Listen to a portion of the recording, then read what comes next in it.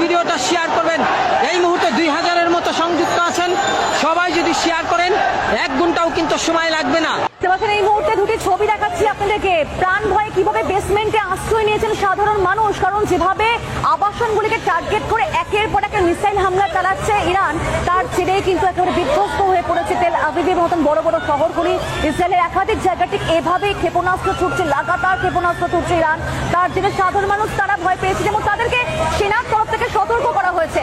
তারা প্রাণ ভয়ে কোথায় আশ্রয় নিচ্ছেন? বেসমেন্টে আশ্রয় নিয়েছে। দেখুন সেই ছবি, বহু মানুষ সেখানে রয়েছেন, চোখে মুখে তাদের আতঙ্কের ছাপ। কারণ এই যে রাজার রাজা যুদ্ধ হচ্ছে এবং সেখানে সাধারণ মানুষরা তারা এই উলুখাগড়ার মতন এদিক ওদিক ঘুরে বেড়াচ্ছেন, তাদের জীবনে এই মুহূর্তে টানাটানি এবং প্রাণ ভয় তারা বেসমেন্টে সেখানে আশ্রয় নিয়েছেন। কারণ সেনার তরফ থেকে তাদেরকে সতর্ক করে বলা হয়েছিল এবং সেখানে কিন্তু বারবার মুহুর্মুহু দেখা যাচ্ছে, সাইরেন বাজছে। দেখুন এই মুহূর্তে আবাসনগুলি আরো একবার ছবি দেখাচ্ছি।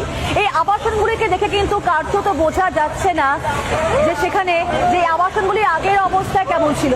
কার্যত দেখে একেবারে বোঝার উপায় নেই এগুলো আগের অবস্থা কেমন ছিল। কিন্তু বড় বড় আবাসন এই রাজধানী শহর তেল আবিবে, আর সেটা কার্যত একটা বধ্যভূমে পরিণত হয়েছে, ধ্বংসস্তূপে পরিণত হয়েছে, কোনো কিছুই অবশিষ্ট নেই।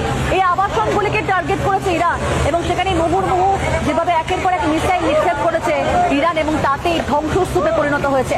উদ্ধারকারী দল তারা সেখানে পৌঁছে যান সাধারণ মানুষকে উদ্ধার করার জন্য, কিন্তু মানুষ ততক্ষণে প্রাণ ভয়ে একেবারে সন্ত্রস্ত হয়ে পড়েছেন। তারা বেসমেন্ট হামাসের ভয়ে দেশ ছেড়ে পালাচ্ছেন ইসরায়েলিরা। বিমানবন্দর এবং দূতাবাসগুলোতে হুমড়ি খেয়ে পড়ছেন অনেক মানুষ, কিন্তু হাজারো মিসাইলে ঝুঁকিপূর্ণ আকাশসীমায় বিমান ওড়াতে রাজি নয় এভিয়েশন সংস্থাগুলো, তাই বাতিল হচ্ছে ফ্লাইট। নিজ দেশের নাগরিকদের উদ্ধারে সামরিক বিমান পাঠাচ্ছে কোনো কোনো দেশ।